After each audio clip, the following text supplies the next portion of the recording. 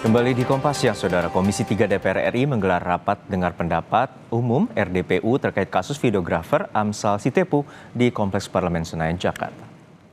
Ketua Komisi 3 DPR Habibur Rahman menyebut rapat dengar pendapat umum digelar menyusul banyaknya desakan masyarakat. Desakan muncul karena kasus yang menjerat Amsal dinilai sebagian pihak mengandung unsur ketidakadilan. Habibur Rahman menegaskan penegakan hukum seharusnya tidak hanya berdasarkan prosedur formal, melainkan juga mengedepankan keadilan yang substantif. Ia mengingatkan semangat KUHP dan KUHAP harus menjadi landasan dalam menangani setiap perkara, agar keputusan dihasilkan benar-benar mencerminkan rasa keadilan bagi masyarakat. Informasi terkini terkait rapat dengar pendapat umum kasus Amsal Sitepu yang didakwa korupsi dan merugikan negara, kita telah terhubung dengan jurnalis Kompas TV Nanda Aprilia dan juru kamera Yogi Syahrevi di gedung DPR MPR Jakarta. Nanda, untuk saat ini bagaimana dengan jalannya RDPU dan siapa saja yang dihadirkan oleh Komisi 3 DPR RI?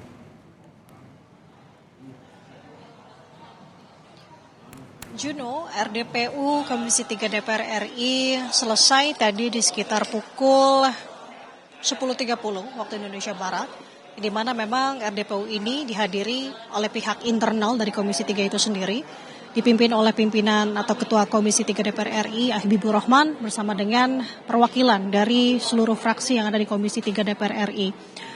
Tadi perjalanan RDPU dalam rapatnya cukup panjang, Juno, dan juga saudara, kalau bisa saya sampaikan, karena dari masing-masing fraksi ini menyampaikan sikapnya. Nah, RDPU lebih dulu ini menghasilkan 5 hasil kesimpulan atas kasus yang menjerat Amsal Sitepu. Secara garis besar, Juno dan juga saudara, 5 poin tadi saya simpulkan menjadi 3 poin, di mana Komisi 3 DPR RI mengingatkan kepada para penegak hukum untuk menegakkan keadilan substantif, bukan hanya sekedar formalistik. Ini merujuk dari pasal 53 ayat 2 KUHP yang baru, yang dimana secara substantif kerja kreatif tidak memiliki harga baku. Sehingga dari kasus Amsal Sitepu tidak bisa dikatakan penggelembungan data. Nah, untuk poin yang kedua, ia meminta, Komisi 3 DPR RI meminta kepada Majelis Hakim yang menangani kasus Amsal untuk bisa mempertimbangkan putusan bebas atau setidaknya meringankan putusan atau vonis di 1 April nanti berdasarkan dari fakta persidangan serta menggali dan juga memahami perasaan dari para pegiat ekraf atau ekonomi kreatif lainnya, yakni profesi yang diemban oleh Amsal. Dan yang poin ketiga adalah Komisi 3 DPR RI juga memberikan penangguhan penahanan. Sebagai jaminannya adalah Komisi 3 DPR itu sendiri. Nah, kami melihat memang kalau saya melihat sejauh ini dari preskon tadi, adanya dukungan besar dari Komisi 3 DPR RI untuk kasus Amsal Sitepu.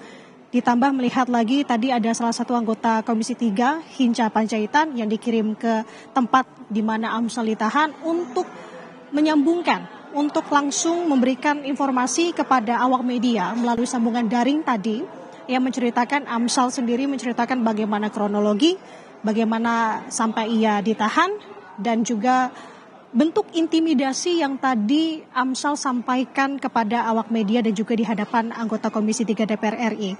Nah, cukup panjang sebenarnya untuk kronologi, Juno. Yang menjadi garis besarnya adalah bahwa memang Amsal yang bekerja sebagai seorang videografer dan ia bekerja untuk bisa menawarkan pembuatan video, yang dimana ia menawarkan profil pembuatan video untuk desa di Kabupaten Karo, Sumatera Utara dengan nominal yang ia berikan, proposal yang ia serahkan ke masing-masing desa. Ada 20 desa yang ia tawarkan proposalnya sebesar 30 juta rupiah.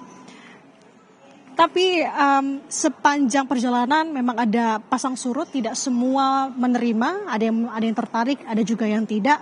Dan akhirnya yang menjadi pertanyaan adalah tadi sempat disampaikan oleh Amsal, yang tadi juga kami melihat ia sempat menangis begitu ya. Kenapa kemudian di tahun 2025 ia dipanggil sebagai saksi oleh Kejaksaan Negeri Karo dari kasus dugaan korupsi. Nah, ia diminta keterangan sebagai saksi hanya sekali, tadi yang ia kutip. Kemudian tidak lama dari pemeriksaan itu ia langsung ditetapkan sebagai tersangka. Nah, tidak lama kemudian ia juga mendapatkan bentuk intimidasi dari tadi yang ia sebut, Amsal sebut adalah seorang jaksa dengan memberikan sebuah bungkus kotak coklat yang berpesan bahwa ikuti saja alurnya, jangan ada perlawanan. Nah, hal-hal ini yang kemudian disoroti oleh Komisi 3 DPR RI, Juno. Maka dari itu, ia untuk saat ini meminta kepada majelis hakim agar bisa mempertimbangkan pembebasan sebenarnya untuk Amsal, ataupun kalau tidak meringankan tuntutan yang nanti akan diberikan oleh majelis hakim kepada Amsal. Setidaknya untuk saat ini yang dilakukan adalah dengan memberikan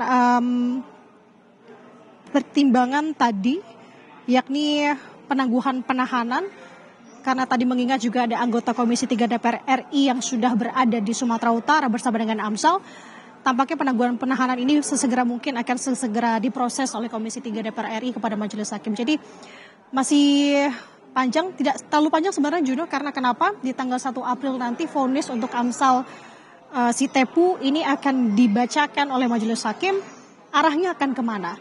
Apakah ini dapat meringankan tuntutan ataupun vonis terhadap Amsal ataukah tidak dari adanya permintaan atau poin rekomendasi yang diberikan Komisi 3 DPR RI. Sementara demikian, Juno, yang bisa saya sampaikan. Kembali ke studio. Baik, terima kasih atas laporan kepada jurnalis Kompas TV, Nanda Aprilia dan juga juru kamera Yoga Syahrevi dari Gedung DPR MPR Jakarta.